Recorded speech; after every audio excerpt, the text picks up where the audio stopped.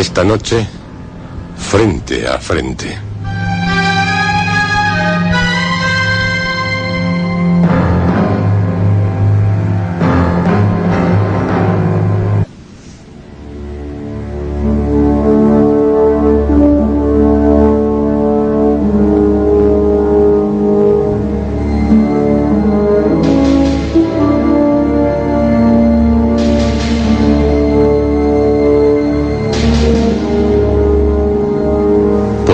Hacer frente a tan pavorosa criatura.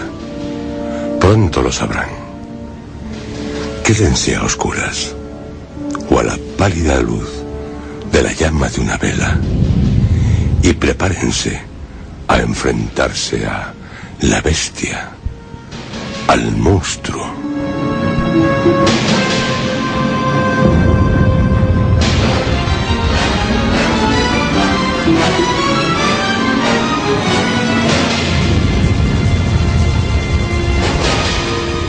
Se apagaron las 5 luces de la farola centrada en solitario en la plaza mayor, cuando en ella clavó su mirada el alcalde. Una, antes de hacerlo, parpadeó un poco, al igual que uno de sus ojos, en un molesto tic producido por el desasosiego del que intentaba dejar de ser presa, del que también se esforzaban en librarse los demás miembros de la Junta de Seguridad. En todos los rostros, afilados por la preocupación, se reflejaba una gran zozobra. El amanecer era tan oscuro como los pensamientos de los que estaban reunidos en el despacho del alcalde.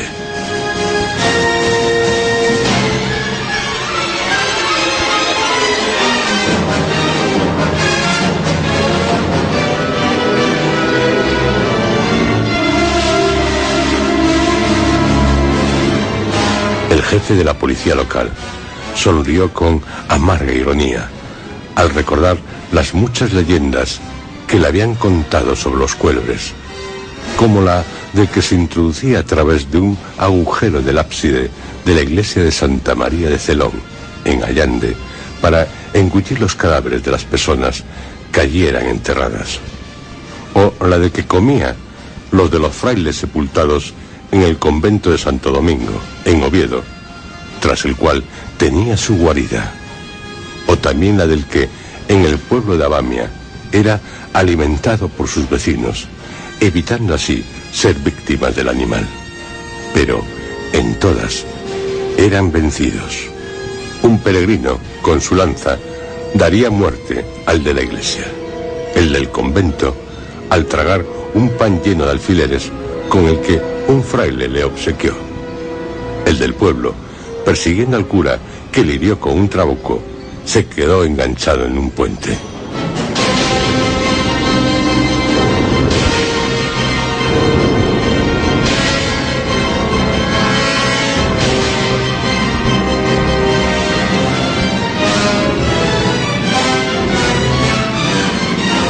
Pero a la bestia descrita por el espeleólogo y el naviero no se le podían enfrentar con un arma como un trabuco, o con una argucia como la de un pan relleno de alfileres, o de piedra calentada al rojo, como hicieron los vecinos de Brañaseca, Luña, en Cudillero.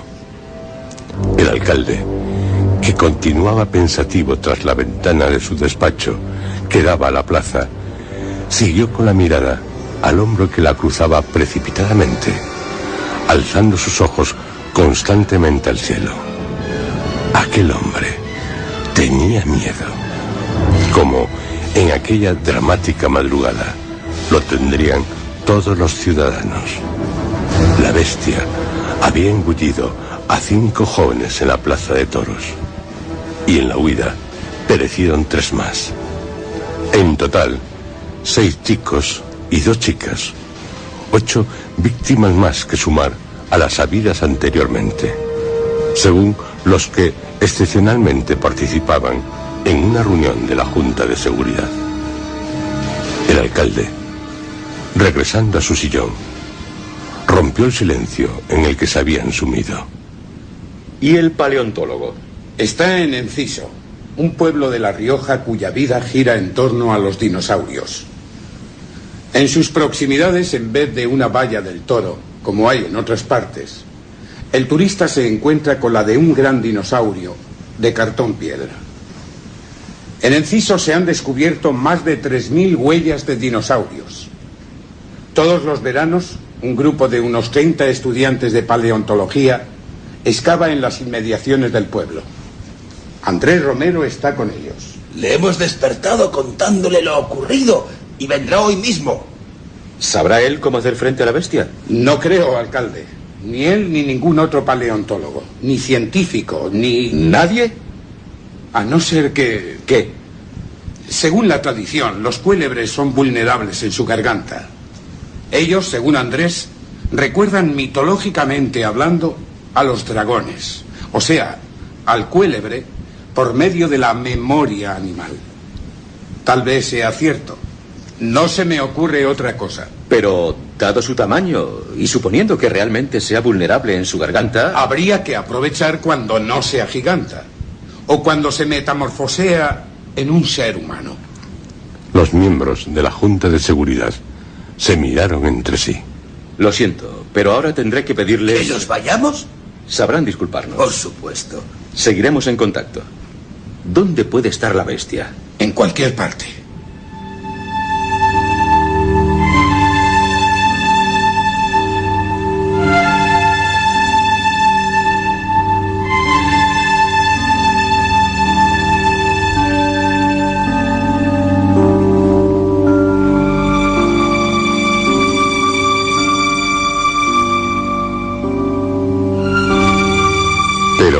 En cuanto se fueron, los de la Junta de Seguridad desplegaron varios planos. Demetrio y su hijo se dirigieron al coche, aparcado en el paseo de la playa. Solo transitaban apresuradamente algunas personas. Y aquel, sí, el que está allí, porque ha tenido que pasear a su perro. La ciudad está presa del pánico. Roberto, hijo, y más que lo estará. ¿Qué ocurre? Mira. Roberto se sobrecogió al mirar hacia donde su padre le indicaba. El cuélebre, profiriendo un silbido espantoso, emergía en el centro de la concha de la playa. Se elevó en su máximo tamaño, con movimientos rotatorios de sus alas. Miró malignamente a la ciudad. ¡La va a atacar!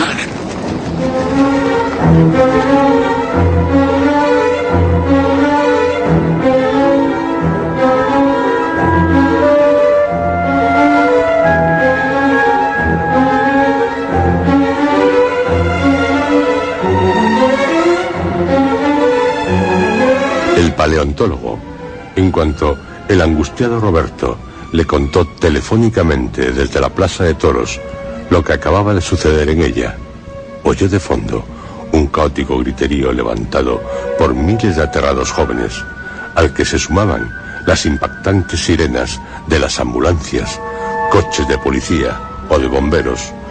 Andrés despertó al colega que ocupaba junto con él una de las tiendas del campamento de estudiantes de paleontología, ubicado junto a la pequeña ermita de la Virgen del Camino, en el riojano pueblo de Enciso, fronterizo con Soria. Me voy. Su compañero de tienda le miró sobresaltado. Hazte cargo de los chicos. ¿A dónde te vas? Si es de noche. A Gijón. ¿Y qué ocurre allí? ¿Acaso pasea por sus calles un dinosaurio? Sí. Bromeas. No bromeo. ¿Te olvidas de las botas? Gracias, te llamaré.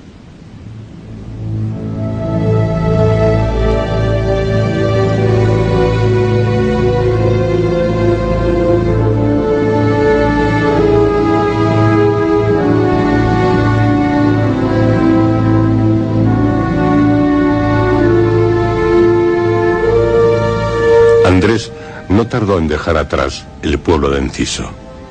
En la gasolinera, mientras llenaban el depósito de su coche, sonrió amargamente al ver colgados de un expositor varios pequeños dinosaurios de goma de todos los colores.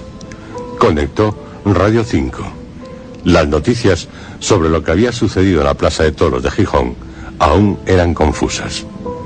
Ya Roberto, al comunicarle por la tarde los resultados de los análisis del ADN de la escama, en los que también participaron los institutos de Medicina Legal y Toxicología de Madrid, Barcelona y Sevilla, le había alarmado. Apretó los dientes y se hundió por la carretera que serpenteaba por una tierra llena de huellas de dinosaurios en una profunda oscuridad, solo rota por los blancos haces de los potentes faros de su coche. No quería saber a la velocidad que iba.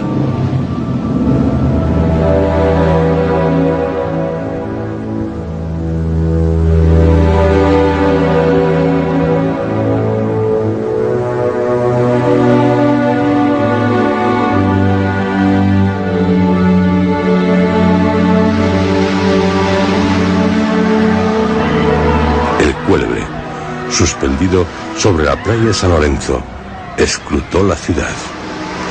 Su mirada era de una perversidad aterradora. Los que se encontraban en aquellos momentos a lo largo de todo el muro, al descubrir a la bestia en el aire, huyeron despavoridos, salvo Demetrio y su hijo. Una mujer se precipitó desde un quinto piso. En la puerta de una cafetería acabó empotrándose un coche y un motorista, tras chocar contra un puesto de helados, salió disparado, quedando su cuerpo colgado de un semáforo aéreo. Un niño, desde una ventana, apuntó al monstruo con su pistola de juguete. El cuélebre, profiriendo un silbo espeluznante, agitó sus alas. La bestia está retando a la ciudad. El monstruo, rápido, se desplazó hasta muy cerca de un acantilado.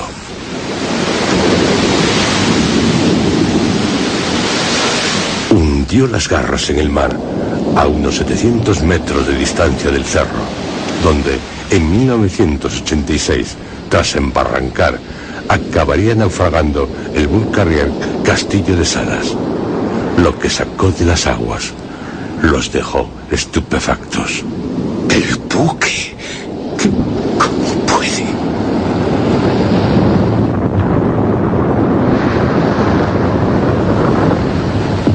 La bestia se elevó con partes del castillo de Salas, de las que se derramaban los miles de toneladas de carbón que aún quedaban en ellas, entre sus terribles garras. La proa, siseando cruelmente, la lanzó contra el cerro.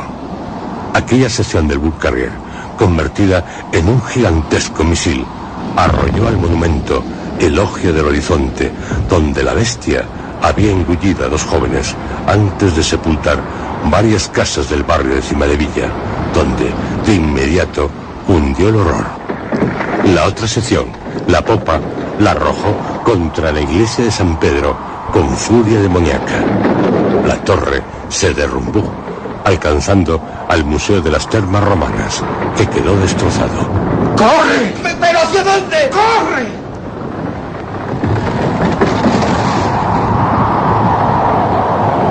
El cuélebre, plegando alrededor de su cuerpo las alas, se catapultó contra el edificio del ayuntamiento, en el que clavó con saña los puntiagudos pulgares de sus patas delanteras. La casa consistorial, tras un temblor, se desplomó. Fue cuando la bestia, lanzando fuego por sus narinas al edificio del que los miembros de la Junta de Seguridad intentaban escapar, descubrió al biospeleólogo y a su padre, que huían hacia la plaza del Náutico. De un salto les cortó el paso. ¡Nos matará! Quedaron paralizados.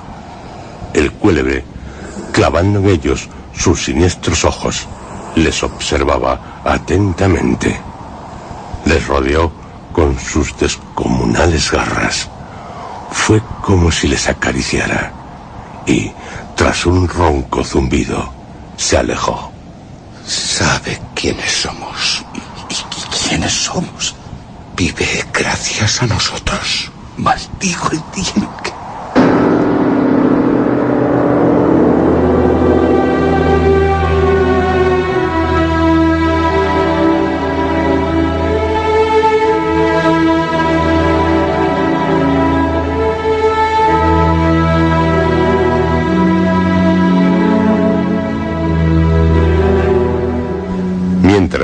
Sandra, que únicamente había podido dormir un par de horas, subió apresuradamente a su utilitario.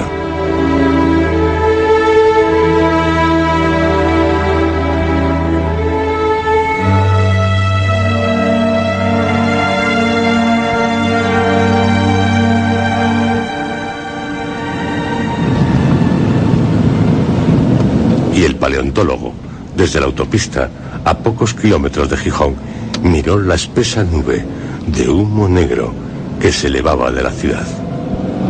Gruesas arrugas se marcaron en su frente. Dejó caer el sobrecejo.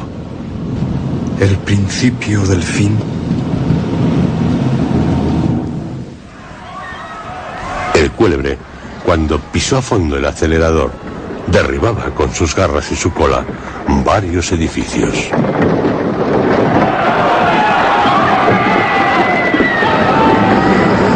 Sus narinas no cesaban de lanzar fuego.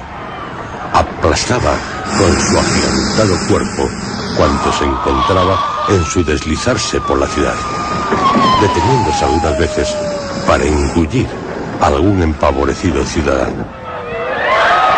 Aplastaba los vehículos o los arrojaba a la gente.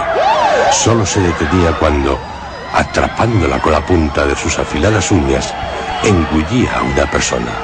El fuego que lanzaba por sus narinas completaba su apocalíptica devastación. La circulación por el centro de la ciudad era caótica.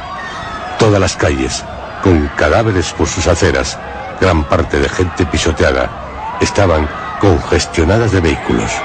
No podían circular ni las ambulancias.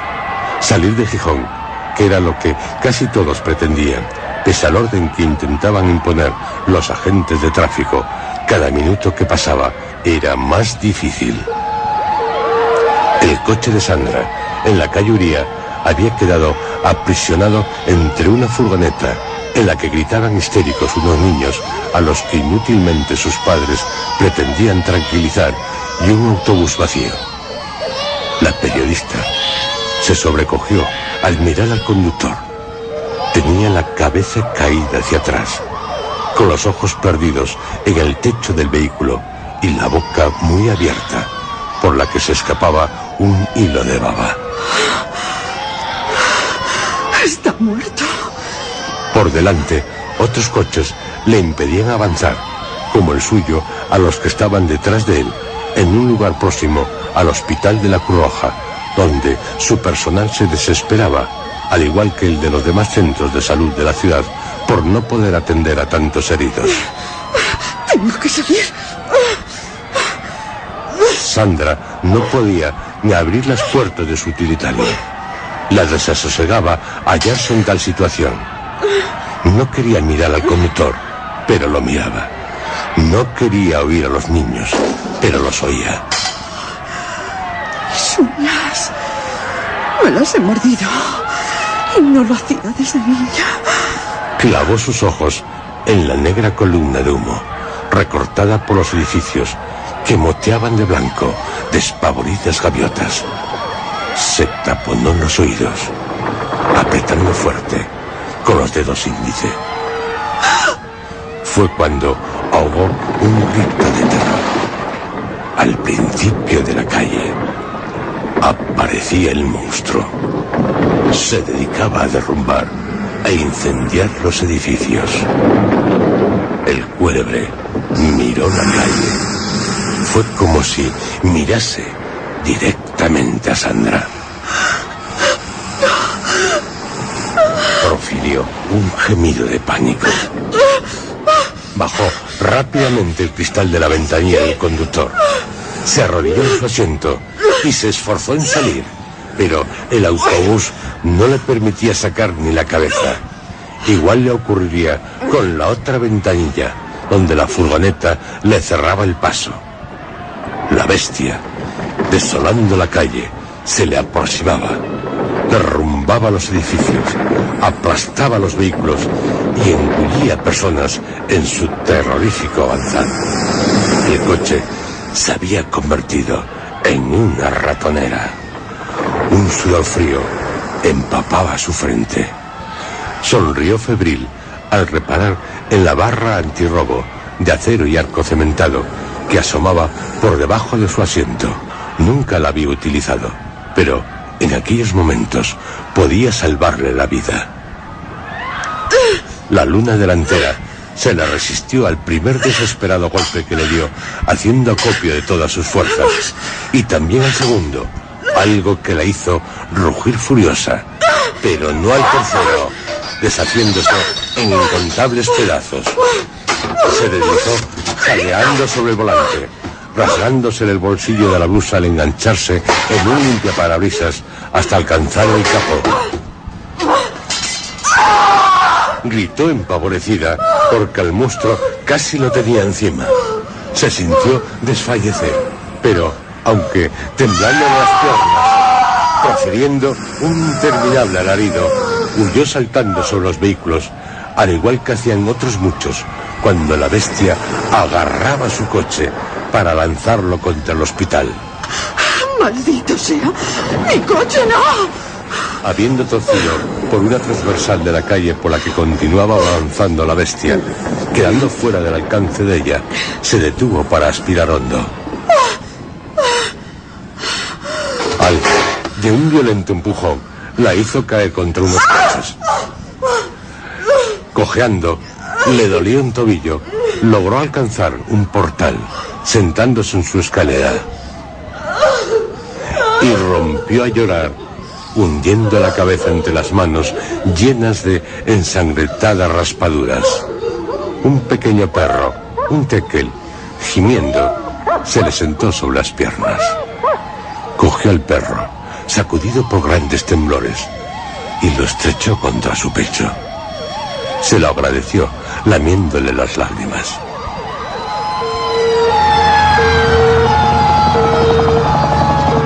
El cuélebre, dejando caer sobre unos coches al hombre que se disponía a tragar, se detuvo atento al percibir un ruido producido por las aspas de un helicóptero, el Helimer Cantábrico. Divisó al helicóptero entre las columnas de humo.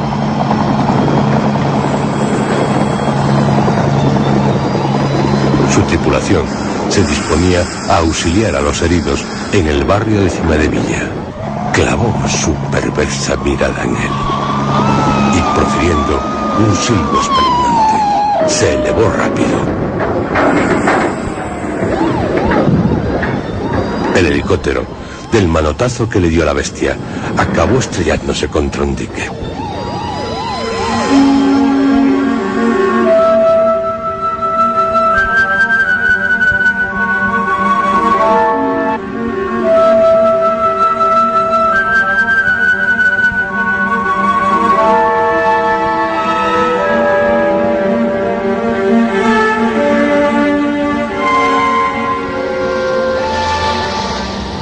Mientras el paleontólogo llegaba a la ciudad, había sonado su teléfono móvil.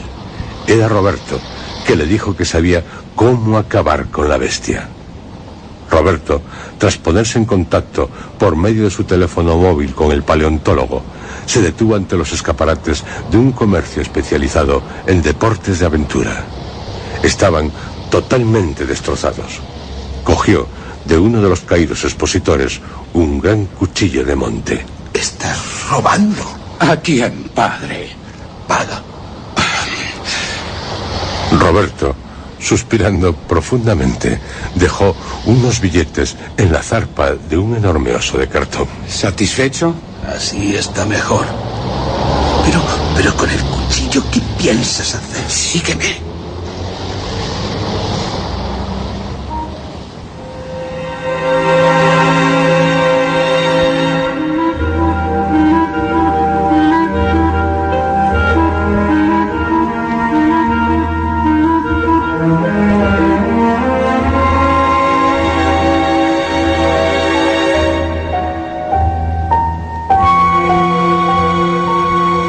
Mientras, por la autopista, llegaban a la ciudad varios convoyes militares.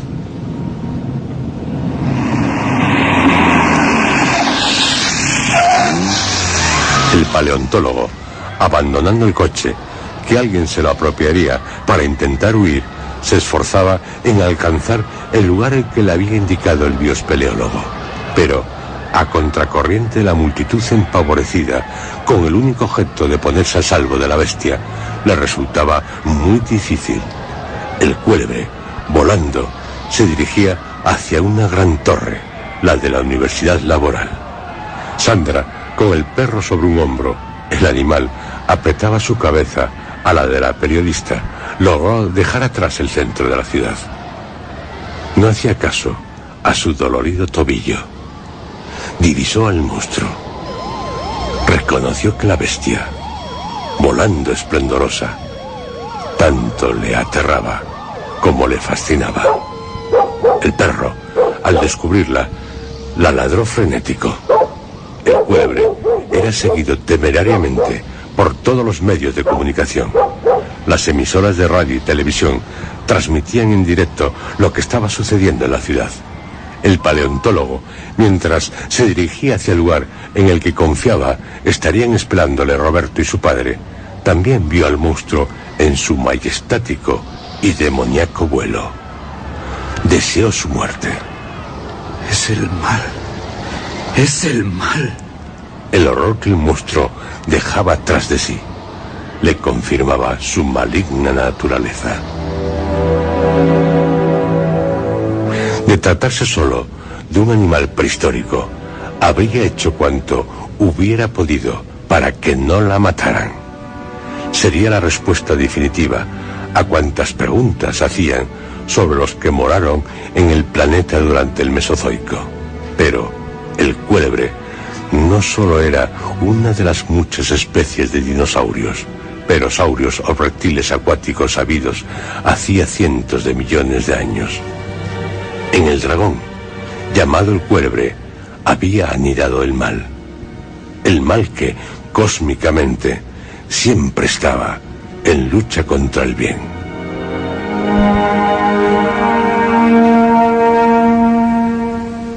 Sandra salió al paso de una unidad móvil del Centro Territorial de Televisión Española. El conductor, sorprendido, para evitar atropellarla, tuvo que pisar a fondo el freno, por lo que casi vuelca el vehículo, de cuyas ruedas saltaron chispas. ¿Qué tal, colegas? Sandra, ¿Puedo subir? podías hacer autostop de otra manera. Sí, claro. Enseñándote una de mis bonitas piernas, ¿no? Sube.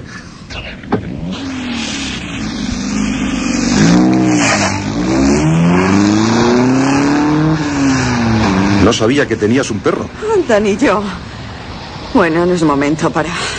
Estamos viviendo una pesadilla. No lo sé. Con tal de que salgamos vivos de ella. Se dirigían, esquivando a cuantos coches invadían, viniendo en dirección contraria al carril por el que iban, hacia la universidad, al igual que los convoyes militares. 3 casas, a 2.500 kilómetros por hora y a una altura de 12.000 metros, se acercaban a la ciudad. Sus tripulantes solo habían recibido una orden.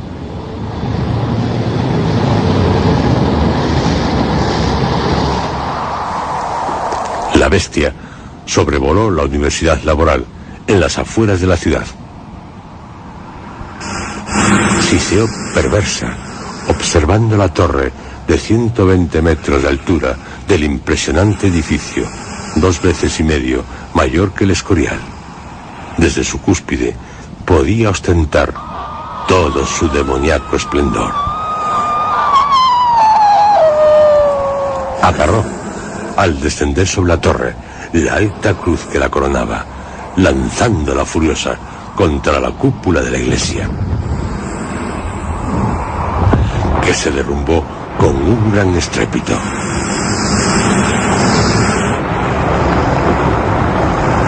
La bestia, de cara a la ciudad, se enrolló al cuerpo de la torre, desplegó sus alas y profirió un silbido estremecedor.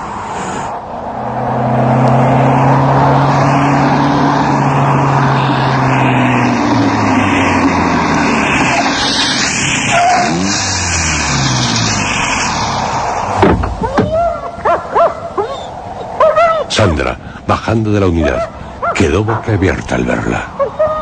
El perro se ovilló en su cuello.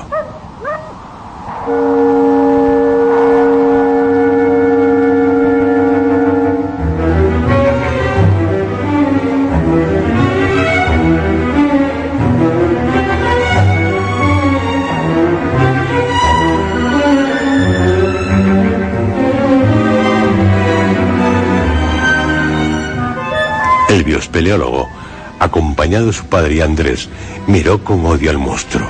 Frente a frente, maldita bestia. Habían logrado que un pasmado repartidor de frutas les dejara su furgoneta. ¡No lo hagas, Roberto! ¡Ni lo intentes! Su hijo ni le oyó.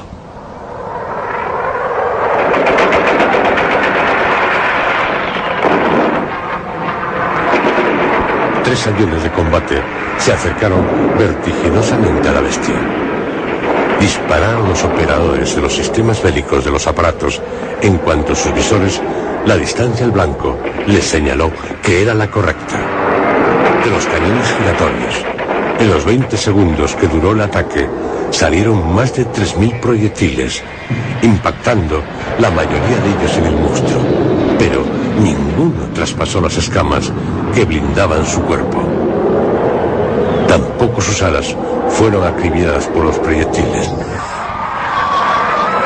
Volviendo a desplegar totalmente sus alas, profirió un pavoroso silbido. Los cazas, tras trazar un arco en el cielo, se prepararon para un segundo ataque con sus 2 turborreactores de doble flujo al máximo de potencia. Mientras, el paleontólogo, que seguía expectante el ataque a la bestia, al igual que los demás, masculló tenso. Muerto, aunque menos, también me sirve. Así que duro con él. De cada avión, tras ser enfilados hacia la bestia, salieron a una velocidad mayor que la del rayo 4 cohetes aire-aire. El monstruo, lanzando fuego por sus narinas, los hizo explotar a una corta distancia de él. Los pilotos se quedaron estupefactos. Tendrían que atacar con los misiles. En tierra, los lanzacohetes eran apuntados hacia la bestia. No lo lograrán.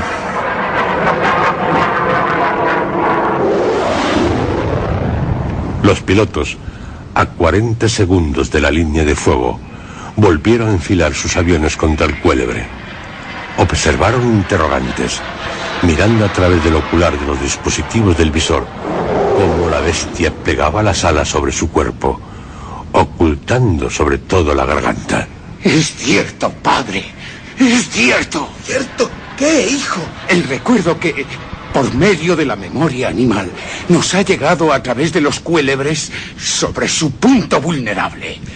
Eso parece. Se cubre la garganta. Es su punto débil. De los 3 misiles, solo uno alcanzó al monstruo, quien, lanzándoles fuego, hizo explotar próximos a él a los otros 2. El misil solo le hizo tambalearse de una forma casi imperceptible. Rápido, tanto como los aviones, volviendo a desplegar sus alas, alcanzó de un manotazo a uno de los cazas al ladearse para ganar altura. El avión, del que fueron catapultados el piloto y el operador por los asientos eyectores, acabó estrellándose, afortunadamente, en un campo vacío.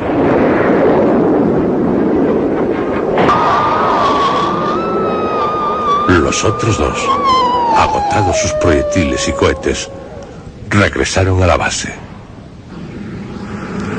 El cuélebre profirió otro brutal silbido y clavó la mirada en los 3 hombres. Los había visto, oído y olido.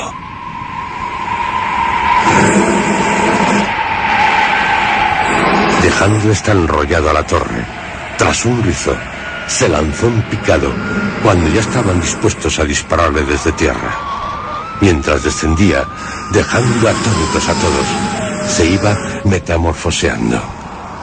Cuando se posó cerca de ellos, Ya era una mujer, de distinto rostro según quien la mirase. O un hombre, también de distinto rostro, según la mujer que lo mirase. ¡Qué gran poder! No habrá más oportunidades, ahora o nunca. Sandra, a poca distancia de ellos, apretando al perro contra su pecho, se sintió desfallecer. ¡Cuidado! Gritó casi sin fuerzas al ver cómo aquel abominable ser se aproximaba a Roberto con movimientos serpentinos, yendo él también a su encuentro. El biospeleólogo sabía lo que tenía que hacer: dejar su mente en blanco para que la bestia no adivinara sus pensamientos.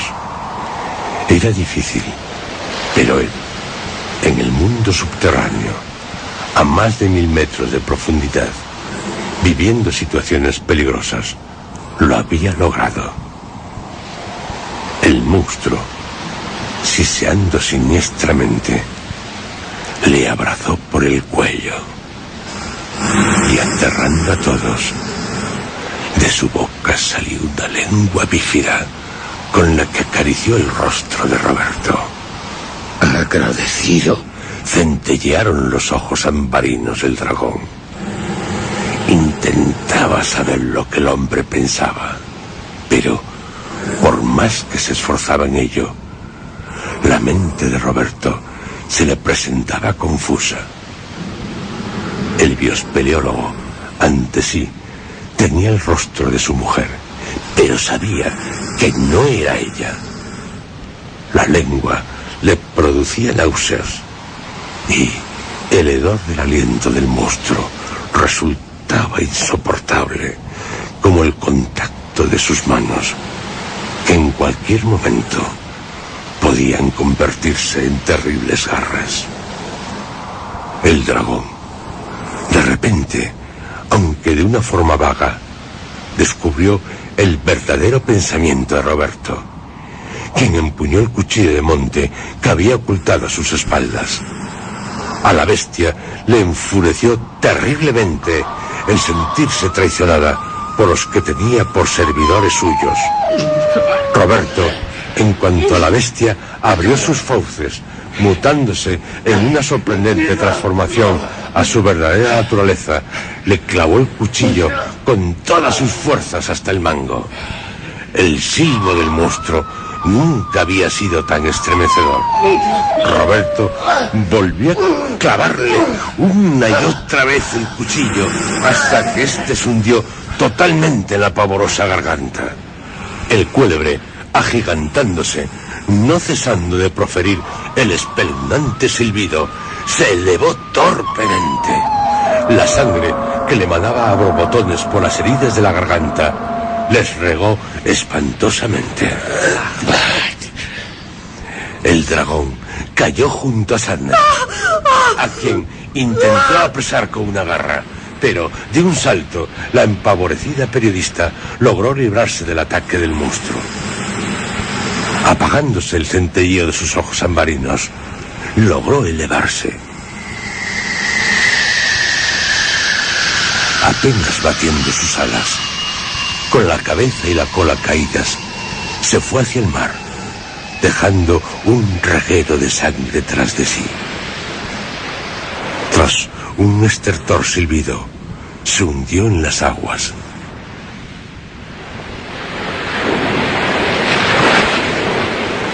¿Han muerto?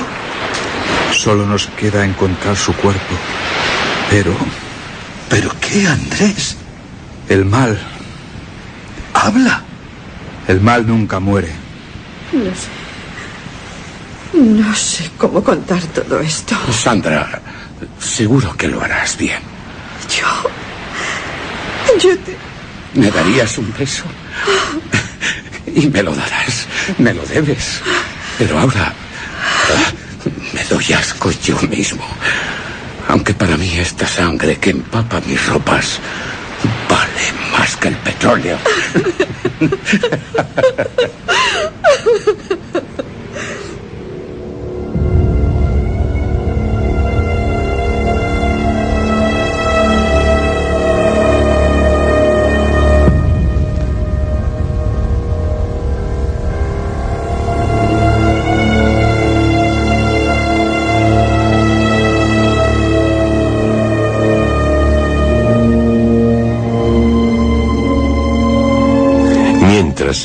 las entrañas de la isla de la Tortuga, agonizaba la bestia. Ante ella, un símbolo de su eterno y odiado enemigo, el Santo Grial, que, según la tradición, había guardado San Lorenzo en aquella isla. La tradición decía que el Santo Grial era protegido por cuélebres, y en esto la tradición se equivocaba. Los cuélebres lo que hacían era impedir que alguien se aproximara a su cercado enemigo. La lucha eterna entre el bien y el mal.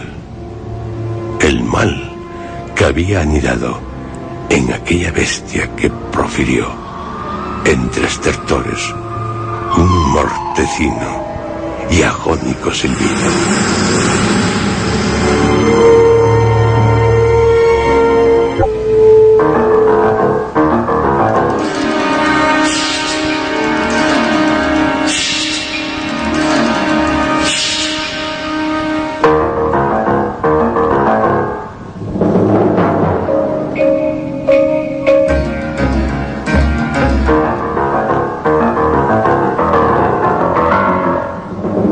Han escuchado ustedes dentro de la serie Historias.